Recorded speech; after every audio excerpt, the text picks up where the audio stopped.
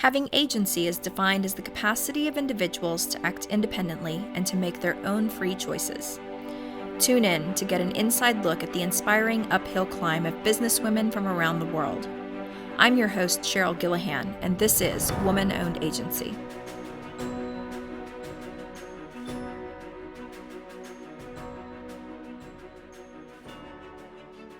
Hi, Anne. It's so great to have you with me today. I am so excited for this conversation. We have been partnering together for a little over a year now, and it's been a lot of fun. And, you've got amazing clients and you do amazing work, and we just have so much trust in the partnership. But for those in our audience who don't know who you are, would you introduce yourself and introduce Kanopi? I'd love to. Thanks for having me, Cheryl.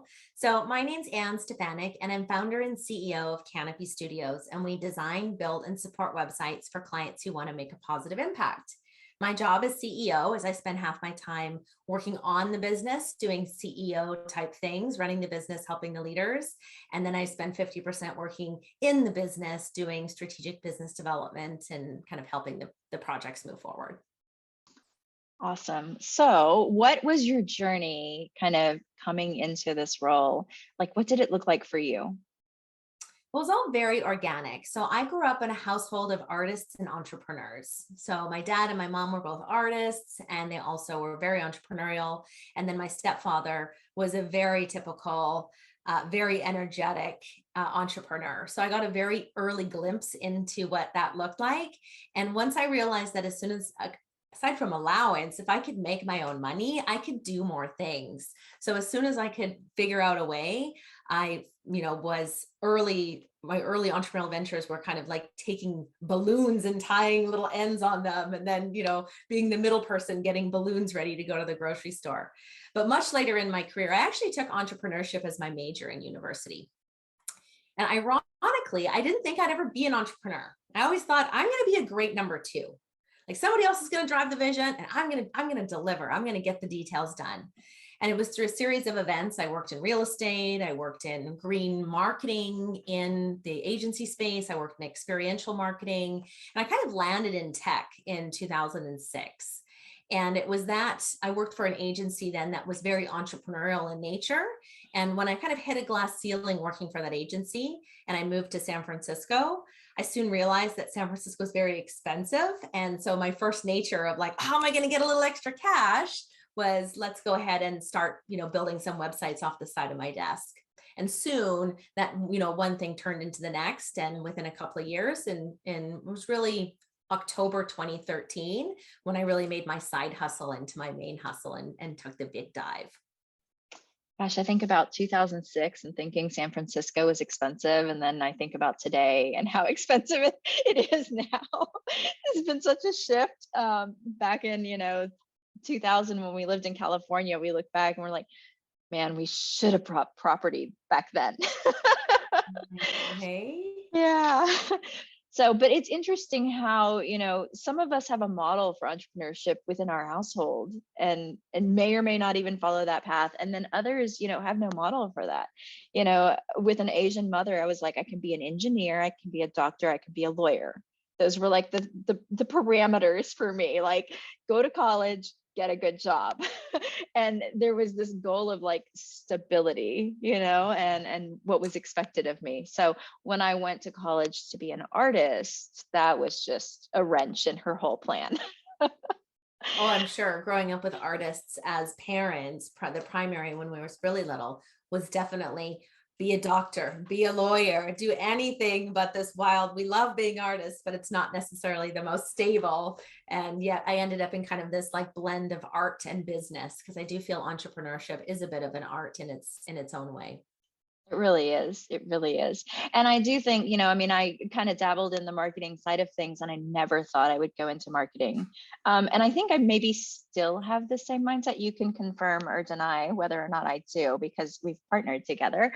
I would get into a marketing class and graphic design class and I would present my work. And then the next person would present their work and I'd be like, oh my gosh, that's so good. Like, don't choose mine. Go ahead and hire them. And so I soon realized like I can't make a career out of this because I I'm just so influenced by other people's work sometimes that I'm like, oh, that's so much better. Like, I recognize that that's not my area of expertise. Like, go ahead and hire that person. And so I said, I can't stay on this path because I'll never make any money. Like, I won't be able to keep a job. And I now, as a business owner and as partner to a few different agencies, I'm like, I still do that. I think I still do that. Yeah, I love that though. I feel like that is part of business. Simon Sinek wrote a really great book called The Infinite Game.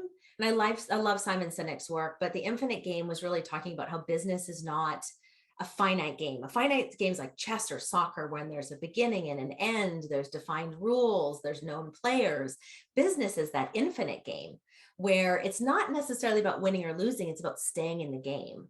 And I love that self-reflection moment when you can look at something and say, wow, they do so much better than us, or their work is so great, or it's so influential. And then you kind of look at your own stuff and you're like, we can do better. Right. But I love that because that is really, to me, the spirit of competition is it's not, I don't want to be better than that agency. I want to be inspired by them. I want to see their work and I want to know that there's more possibilities. So I love that you're both humbled and you're inspired by other people's work, because I do find that is kind of the spirit of business and the spirit of ultimately why a lot of us agencies choose to partner, is because there's so much work out there. And if we can all focus on our specialties and collaborate on that, you just get to build more amazing things together.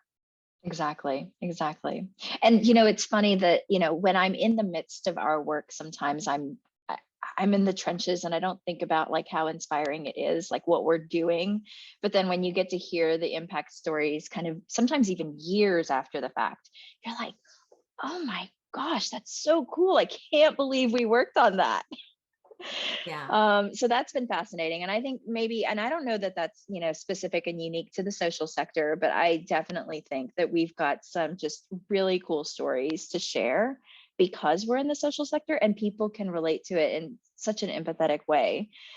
So my question for you is like, do you have any just like really heart-wrenching, like pull at your heartstrings, like amazing stories of things that you've worked on that you're like, that's so cool. I can't believe we did that. Like the the after effects of like being able to tell your team like the impact of something.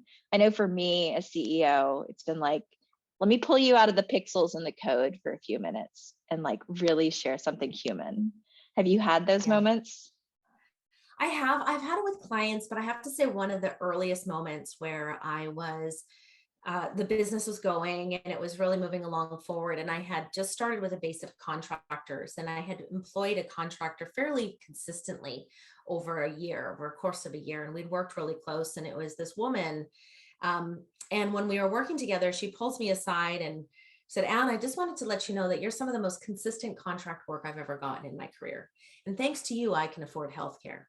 And thanks to you, I got hearing aids. And thanks to you, I can hear my kids. I was like, buckets of tears. And I was like, this is why we're here. It's like, yes, I love our clients and I love working in the social sector, but know that I have direct impact on someone's life, on their family, on their ability to like hear their children.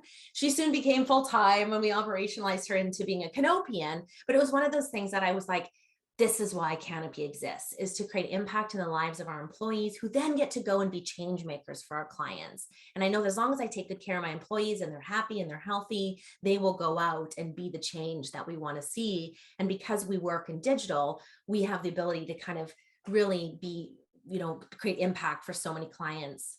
And I always think like one of the client stories that I love is we work with the Global Brain Health Institute, and they're out there working on educating folks on how to prevent dementia and Alzheimer's, because they're preventable diseases. But people don't know that because a lot of money goes to cancer research and all different types of research.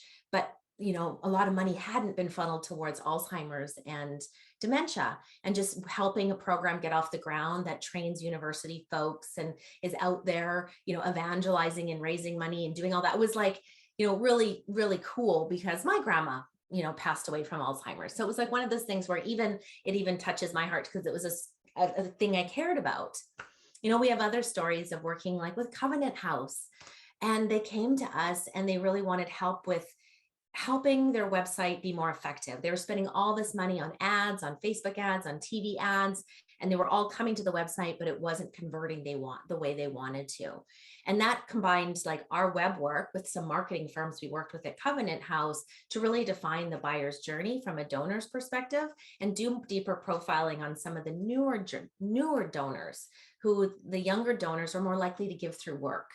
And the older donors, like the more of the boomers, are still very responsive to direct mail pieces. So it's kind of looking at the best way that people respond to information, knowing that every single thing points back to the website. And that was really cool because our work in 2019 empowered them to have a very successful 2020 during the beginning of the pandemic. And then our work to pivot all of their outdoor things to online events. And instead of doing a full sleep out with all of your friends, you're doing a sleep out in your backyard, like that kind of work. And then to know that there's people out there that are able to access services because of our digital work together is so powerful. And it's super meaningful for our employees. They love doing this type of work. Yeah, I would agree with that for sure. And I think that, I have so many stories from clients that were able to continue their operations and continue what they were doing because they were working with us before the pandemic. And so we actually had a hard time, with those who were kind of left behind. It didn't think about their digital strategy before it was like crisis mode. We need it yesterday. And so I feel like a lot of people were pulling things off the shelf of like, okay, well, this will work for now. And we'll piece these two things together, and just doing whatever they could while they were in crisis mode. But I think there's coming a time where there's a reevaluation of that strategy and what is the digital strategy, because I think that this is going to continue forward and being able to deliver programs in a meaningful way, remotely. Yeah, and I think it's really opened. I mean, of course, I have a side hustle, which is running a little nonprofit Of for course, you baby. have a side hustle. Of course, but it's a nonprofit that we work on. It's called Bay Area Drupal, and it's all of the Drupal programming and efforts we do in the Bay Area. But it's interesting that now we will always, for inclusivity reasons, make sure that we can offer more digital to our in-person programming. It will never go back to fully in-person. There'll always be a component. And I think that just helped us recognize that even though our nonprofit is very Bay Area focused, all of a sudden we got this global reach. We were able to create impact beyond our traditional borders. So it just made us rethink the way that we're going to offer programming going forward. So it's exciting, it's overwhelming. And I think a lot of nonprofits or people in the social sector, they are already challenged to do more with less, and they're already challenged to put on 7 more hats. And I think this digital revolution has really kind of brought things up for people that work in our space or people that work in the space, that we just have had to be nimble and figure out what's most important and kind of focus on that North Star and let everything else kind of fall away that's not really serving us. I think although COVID's not good for a lot of things, I think it did help us focus on what was most important. Yeah. And to that point of like just recognizing what's most important, I think that, one thing that we've started to recognize is that we're able to guide people towards, that MVP. Like, you don't have to do all the things. We recognize that building a community is really hard and you need all the features, but Facebook didn't start with all the features. If it did, I would have never used it. It would have been too overwhelming. And so people do like to be eased into things. And it's important to think about, what's the best thing that we can put forward to build that community first and really build that trust and engagement. And then how can we build upon that in a meaningful way? Yeah. There's a couple of other agencies that we decided to change the word from MVP to MLP, which means minimum lovable product. So what's the least we can get away with that we love the most? And I find clients resonate with that because that viable, it's like minimum viable product, like, but if we can get to the place where we love what we're doing, but it's a small bite, the clients go, oh yeah, I like that. Let's do a minimum lovable product. What's the least we can do that we love the most? And I think that's been so important because again, a lot of people have either gotten funding or they've gotten grants and they're like, we have all this money. It's like, but don't spend it all right now. Let's do a proof of concept. Let's get out there. Let's see what your community is like before we start building all these features. Like you said, Facebook started with likes and that was a lot of fun. We used to poke people. Remember that back in the day? I poked you. Like, what was that? That's just so silly. I think that's even deprecated. I don't think you can poke people on Facebook anymore. I have no idea because it's groups and it's this and it's that. And I think that's a lot of our work is community building is starting with that basic MLP or MVP. So Yeah. And also, taking things in stride and just little pieces at a time and recognizing that you don't have to do it all at once. Being a B Corp, that's something that we also stepped into, that we realized, we're already doing a lot of these things. We're doing a lot of good, but there were a lot of things that we weren't measuring. And so, like I said, every year we measure something different, and we continue to grow there. And I think that that's, a model for how you can also approach new technologies. Kanopi Studios also being a B Corp, what was your entry into that, and what prompted you to kind of move in that direction? well, we're still going through the process of actually getting finalized with our certification. So, just for transparency, we're not fully certified, but we've got all of our paperwork organized. And we have a community ambassador program. So, we have a full time dedicated person who volunteers their time in the community. And with 62 employees, we realized very soon like that wasn't enough. Right. And although we have a good diversity of staff and we do a lot of give backs, actually the pro bono work had to go up, right? So that was great because we had a community program already in place, but it put more kind of governance and encouragement. Like it now gave a bigger reason to all team members of how we're going to do days of service and how we're going to be able to give back. And I think like just going through that process has been super illuminating because, like you said, we're doing a lot of the right work. We're doing some of this already, and it gave us that structure to which we could measure. And I find one thing about being a business person is that once you start measuring something, you can then make a difference in it. But if you never measure it, you don't know. So once we started looking at, even as being a totally digital, we don't have an office, we don't print anything. Like our suppliers, it's like we buy some t-shirts. Like we actually didn't have a lot of suppliers. So it was about choosing strategic partners that we could for packaging or whatnot, but it really made us, evaluate the choices that we were making. And I love that. I love the structure and the way that they measure things that actually matter. So It's interesting. So much of what I do now is even outside of the digital space. It's outside of, the work that CauseLabs actually does day to day. It's not necessarily the website work. And it's not just because I'm CEO and I'm doing like the business side, legal and taxes and things like that.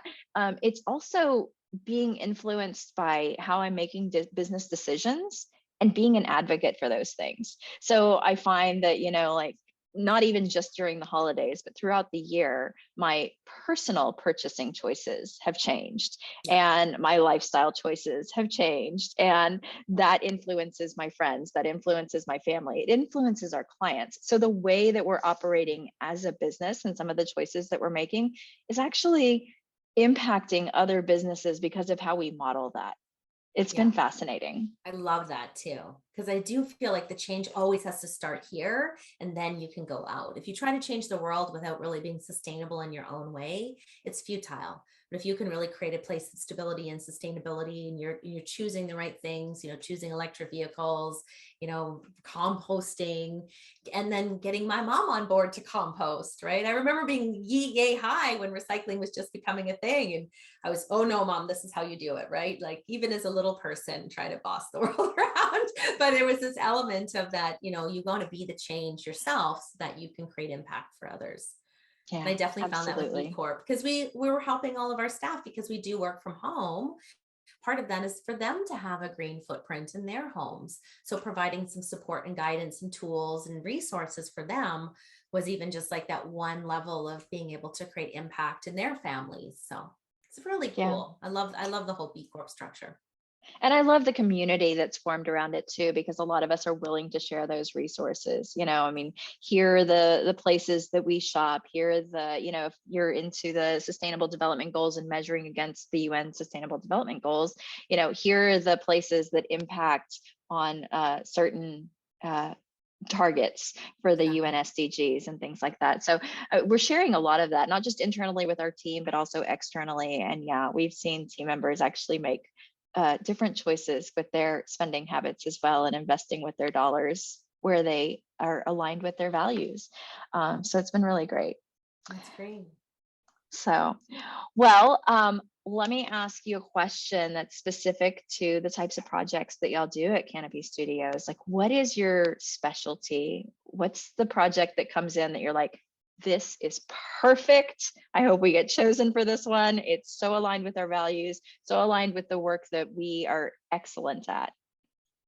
We love working in open source and we're big fans. We work in content management systems. So our specialty really is taking care of that whole life cycle of the website. So we don't do marketing campaigns.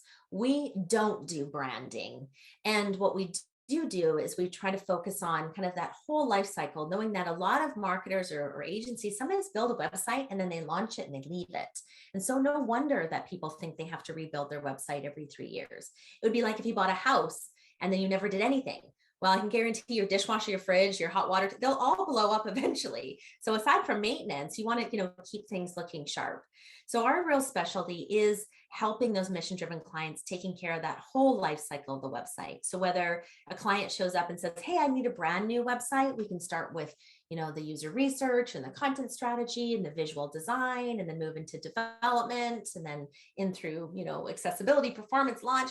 Or someone can come to us with a site that's been around for 2-3 years and we can make it look better, work better, act, represent them in a stronger way, convert better. And I think that's a lot of agencies don't like touching other people's code. We're like, let's bring it, right? Because we do feel that a lot of marketers or mission-driven leaders, sometimes they get something built and they don't understand how complex it is. So we come in and we try to simplify, clarify, and just make it really easy for people to use. And so our sweet spot is really the website in the digital sphere of all the different things that you can do. Like, we don't do Salesforce projects. We don't build apps, right? We really focus on that web content management experience. And then we partner with agencies and partners. A lot of them tend to be women owned. And that's really where we love to have those synergies, where we have a lovely branding firm, or we have, a lovely WordPress partner, such as you folks, that can take on certain clients, or, working with content strategists that are, super specialized in higher education. So they just get it. And then our clients value that, they love it. And then we support other, women-owned business in this space. Yeah, and I am growing my network of women-owned agencies and businesses through this podcast. It's been wonderful. There are some things that we didn't have a network for, and that is growing. So that's been fantastic. Going back to what you were saying about your specialty and your sweet spot, and the sort of evolution of maintaining a project. I think the other side of that is that organizations also evolve. I mean, my business is not the same business that it was 5 or even 10 years ago, and so to put a website out there and to not make any changes to it, not maintain it. One, the technology has definitely changed in that time frame. Design styles have changed in that time frame. What people are expecting have changed in that time frame. But programmatically, as organizations, I feel like a lot of our partners, like, they evolve and change and grow and scale, and maybe not scale, out regionally or nationally or anything like that, but just scale in the ability to do more programs, for example. And so some of those things don't get represented if they don't maintain their website. Yeah. We have some clients that we've had for 10 years and their website is still the original website that we worked on, but you'd never know, because we've done iterative design updates, we've done integrations, and sometimes they get a little brittle at 10 years. It's time to start from scratch and just reimagine. But there's this kind of this tribal knowledge we take of, okay, that's why you bolted that integration on. And oh, that's why you did that. Oh yeah, and that person that was here for a couple of years that was very passionate about that built that. So it's interesting to kind of go through that full life cycle, even when we come to the very end of the project, to say, okay, now let's reimagine, but let's leave this behind. Let's leave that behind. That no longer serves you. And it's really kind of fun to see those projects there is also those clients that come to us thinking they need to tear it down. And we say, we can reimagine. like maybe we don't have to tear it down, and then we get to take their budget and extend it farther because we don't have to do that base level work. So it's really fun working in our space and knowing that we take care of that whole life cycle and we're comfortable working on other people's code. It kind of opens up this new opportunity of helping clients, not just for like a project, yay, you're done your website, go, but we actually get to build relationships and get to know them and go through the trials and tribulations of their life, whether they go on maternity leave and we have a new person come in and then that person, and it's just like we become a little bit of the constant with some of the organizational change, and to watch the organizations thrive and grow with our support from the website is a real magical place to be. Yeah, that's a part of it I really love too. I mean, I'm all about the relationships and Yeah, connections, love and it. like you, I'm an extrovert. Yeah. So, well, let's go back to what you were saying a few minutes ago about a lot of the agencies that you partner with actually are women owned. Are there any of those that you would like to do a shout out for today? Yes. So Siren Strategy, they do fantastic PR and social media campaigns. So we highly recommend working with them. They're fantastic. And then we also have Rooted, which is a Bay Area branding design. They do lots of Drupal and WordPress too. They actually, Val, one of the owners over there, she collaborates with me on this lovely little nonprofit that could, our little Bay Area Drupal. And then of course, I also want to do a big shout out to one of our larger agencies, Bistro in Vancouver. She's a San Francisco, Vancouverite, kind of like me. I'm originally from Canada, but my heart's in San Francisco, and they do fantastic kind of larger scale marketing campaigns. And I have a whole list that maybe I can include in your show notes, because I do find that even though at first I didn't realize how much a minority a woman CEO is in the business space until I went to some CEO meetings and I was legit the only woman there. There's 20 men and one of me. And I'm like, what? I felt like the world was more equitable for some reason, because I tend to circle with a lot of female CEOs. And that's when I really realized it was part of my personal mission to help other female entrepreneurs get through where they're going and help them with tips and tricks, or lean on each other for advice or networking. So that's why when we met, I was like, oh, Cheryl, you're my people, because you get some of the challenges we have being in a very male dominated industry, in a very male dominated role. Yeah. And I think we both have that abundant mindset. Like there's plenty Yeah. of work out there. We're happy to collaborate on things. We're happy to pass things over. If, like, for example, we don't do Drupal and we know y'all are experts at that, so, it's been a wonderful way to not only develop these partnerships and sort of agency collaboration and allow our agencies to flex and scale and grow the way that they need to. But I feel like I'm doing something that I maybe didn't really like set out to say, hey, I want to help other women entrepreneurs. But I feel like for many years now, I've kind of been telling my story of like, I feel like some days it was so easy and that it just kind of all fell into my lap and everything, the universe aligned. Yeah. And why can't everybody do it? But then at other times I tell my story and I'm like, it was so hard. Like my mother had to sacrifice so much. I had to make these decisions. My husband had to make these decisions. Like there were moments where it was like, I needed so many supporters to get to where I am today. And I think that that's hard because we don't necessarily know what that support looks like or how to accept it all the time. Yeah. So the reason for this podcast, yeah, and I would love that for our show notes, because the reason for this is to introduce people who are interested into all the different agencies that they could potentially, tap into, and whether they're collaborating with them or hiring them or just lifting them up and giving them shout outs. Like there are so many women-owned agencies out there that deserve some kudos and some recognition. Yeah. And I feel think like actually one of our mutual friends, Tor, reached out and from Hooked on Code. And I yes, remember I was at WordCamp US and I was sitting at a lunch table and here's this woman just and she's just typing away. And I said, are you programming or writing really fast emails? She's like, both. I was like, okay, both. so what do you do? Like, oh, I run this business. I'm a CEO. I was like, oh, let's talk. Right. And I like totally like sidelined her. I was like, just come and talk to me for a second. And we ended up talking, and she was like, oh, you have a team. You're at that time, I think we were about 40. How'd you get to 40? I said, with a lot of mistakes. So let me show you one of the things, like maybe don't do this or do that. And we ended up spending all lunch hour just talking and talking and talking. And then she reached out probably 2-3 months later and said, I took your advice. I read Profit First, which is one of the books I always recommend on how to manage your money. And she's like, it changed my life. I was like, that's great. She's like, do you have any other books? I was like, okay, what about Story Brand? And talking about, I love Story Brand.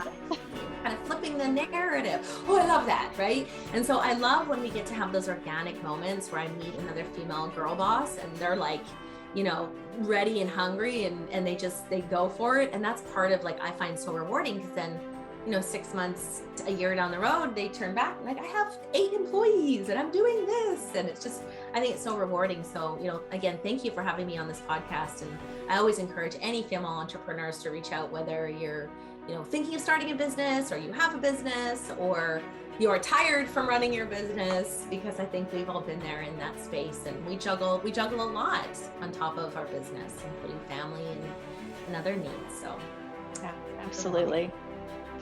Thank you so much, Anne. Wonderful to talk to you today. And you and I will definitely talk more soon. Sounds good. Thanks so much for having me.